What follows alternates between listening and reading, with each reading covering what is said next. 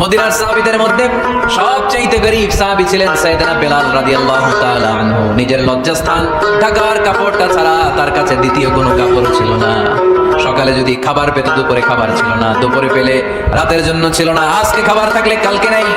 মদিনার সবচেয়ে গরীব সাহাবী বেলাল রাদিয়াল্লাহু তাআলা আনহু, লজ্জাস্থান ঢাকার জন্য শুধু একটা জামা ছিল, গায়ে দেওয়ার মতো কোনো জামা নাই।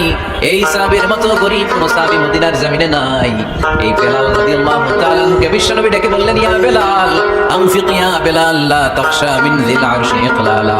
ও বেলাল, আল্লাহর রাস্তায় দান করো, কারণ আমার আল্লাহর ধনভাণ্ডারের কমতি নাই। সাইয়েদনা বেলাল রাদিয়াল্লাহু তাআলা আনহু সবচেয়ে গরীব। শুনতেছেন, বুঝতেছেন? সবচেয়ে গরীব। ডাউন পার্টটা ঢাকার মতো একটা গার্মেন্ট ছিল, একটা কাপড়, এটা পেঁচায় আসতো, নামাজ পড়তো, গায়ে রাখার মতো কোনো জামা নাই, আর খাবার দাবার টাকা পয়সা বলতে নাই। ওই সাহাবীর বিষয়ে ইসলাম বলেন, আনফিক বেলাল, বেলাল তুমিও দান করো।